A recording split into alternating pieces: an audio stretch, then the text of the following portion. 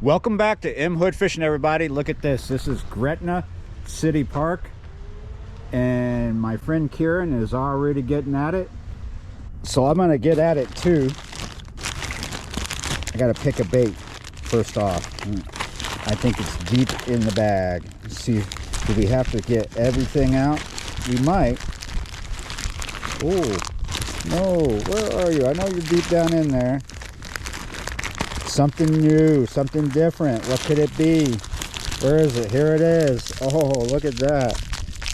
Yeah, you're right. RSB worm by Bang Lures, Bass Assassin. Attractant infused lures. Now, this is a speed worm is what it is. But it's a massive speed worm. Look at that. Green pumpkin. Let's give that a try. Weightless. It's a little breezy, and this is probably going to come out weighing more than your average Cinco. So maybe that's what I need, maybe not. I just want to try something different. So I'm using a 3/0 Gamakatsu. Looks kind of small for the size of bait, but I think it's going to work out just fine. I could switch to like a 5/0, but 3/0 is what I typically use for a Cinco. That's just a lot bigger. Those are 7 inches, those baits right there.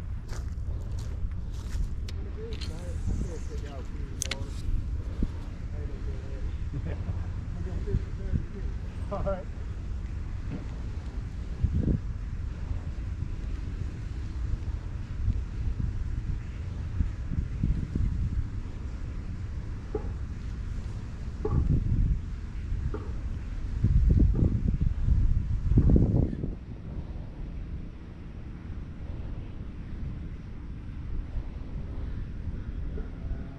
This water is fairly clean. This is the dirty one. Yeah, it could be cleaner, but I think it is good enough for green pumpkin colors. And I can see the bait as it gets close to me.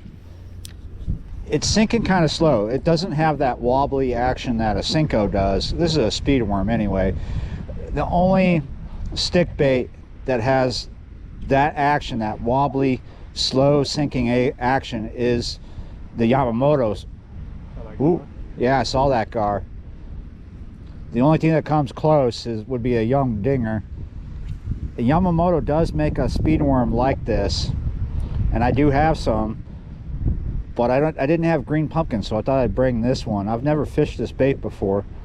It's got some nice action on the tail. The tail flicks as it sinks,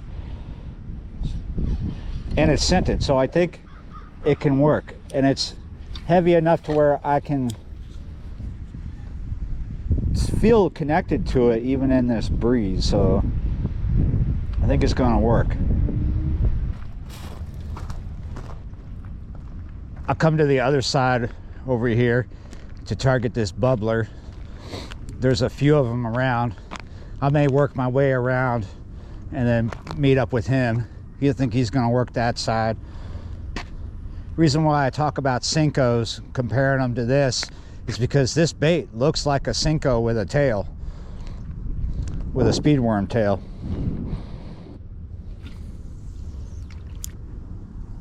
Still tempted to put a bigger hook on, like a 5/0, but that is definitely going to change the action, because a bigger hook would be adding more weight to it.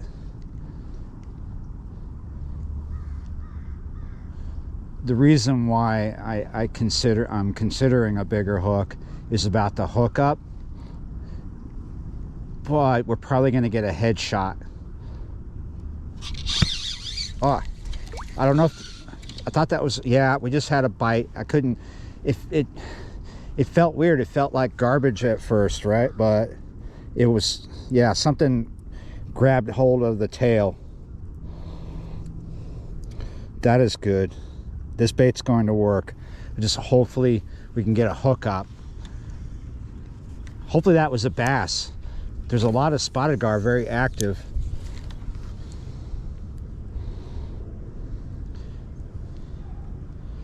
Kieran was here earlier this morning, and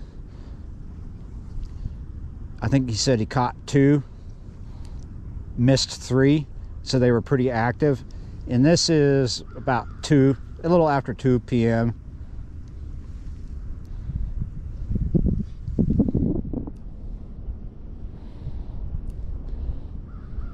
Yeah, at first I didn't think that was a bite. I thought that I just crashed into, you see vegetation, submerged vegetation. Wow, look how nice. This water looks clean on this side. Then we look over here, looks like Oklahoma. I'm almost to the very back, and the water has just continued to get cleaner. I don't see a lot of fish, but I do see them in various places. We're gonna see if we can fish this through the weeds. I've seen in this area right in front of me bass and panfish. Nothing big, no big bass or panfish, but they are here. It's very shallow. I think all of this back here is shallow.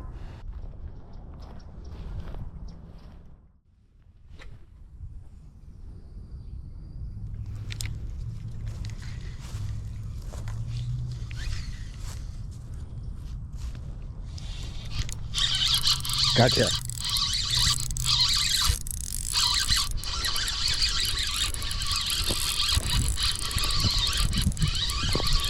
This fish hit this on the drop.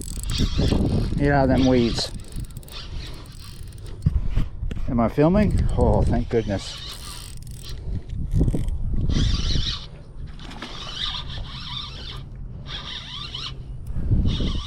I think I got a nice one here. Nice.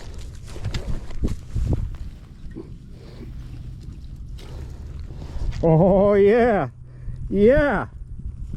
Woo! Oh, that's like a couple pounds, maybe 3.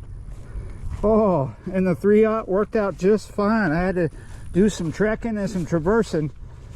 Came back here where it's super shallow. Fought the urge to go to a 5/0. Fought the urge to downsize the bait.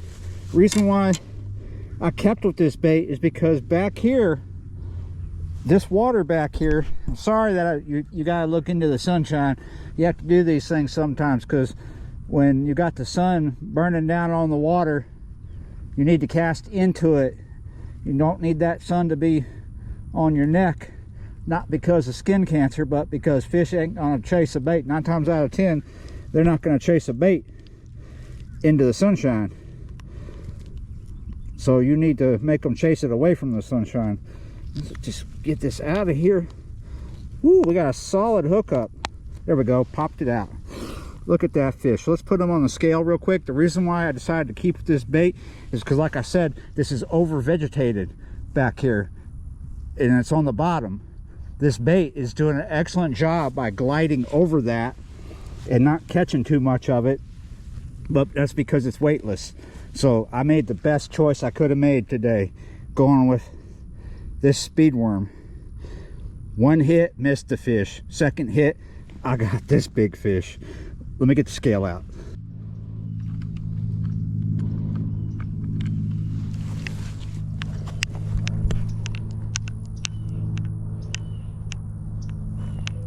Can you see that? 3.53. Just a little over 3 pounds. Nice.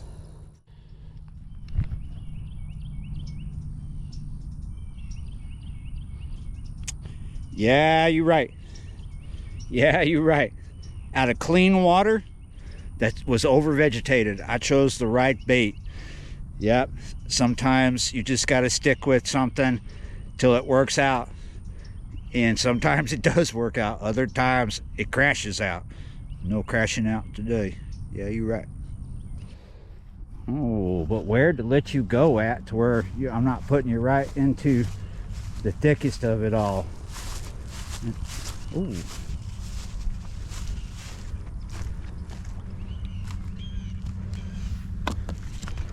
Let's see. There he goes. Going the wrong way. Oh, he went up underneath this stump. He said, I need a hidey hole. This must have been a big cypress tree. He's up underneath it. I want to go down here and check out this culvert, but it might not be worth it. I've been here before. I remember it going shallow, not too shallow, but it's looking shallower than I thought I remembered it, and it might be getting dirtier, but this culvert might not be worth it to me. I need to get up here and look. At the moment, it looks like it might be choked, but I want to go see. It's still early, so it's not like I'm wasting too much time. Yeah, it's getting shallow, it's getting dirtier, it's getting that Oklahoma rusty red color. Whoa. Let's get up here and at least look at the color of the water. It's crazy. We're not too far from where I caught that fish where it's gin clear. Come down here where it kind of gets skinny and shallow. And look at the color change. That is definitely not from mud. I think it's an algae. It's algae doing that. When I reference Oklahoma in this video today, I'm not making fun of Oklahoma. I've got some experience fishing there and other places close to there in Texas where the water's always this color, this red color. It just kind of reminds me of home, where the dirt is red, the water is red. Yeah, and if you say the wrong thing, people see red.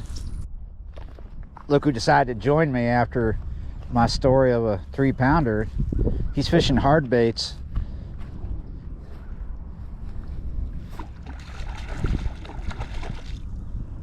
Oh. Not a 3-pounder. No, but that's pretty. Pushing 3 pounds, over 2.5, I'd say. About maybe 2 pounds. But it's a decent fish. Southeast Louisiana isn't well known for like your 10-pound bass. It's a good day, like I've said before, a happy day is a 3-pounder or a little better. I mean, there are probably 10-pound bass somewhere down here, but they're not caught all the time. It's usually 3 pounds is the best. So maybe you find some 4-pounders, but it gets far and few after that, right? Yeah.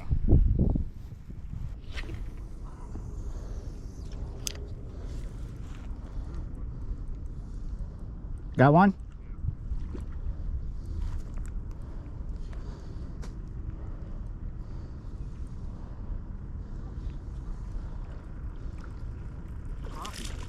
What is it? Oh, it's a bass. Oh, it was a crappie. You thought it was a sockeye? Yeah. It looked like one for a second. It looks like about almost a pound. Yeah. Shy of it. Probably one of my better days here.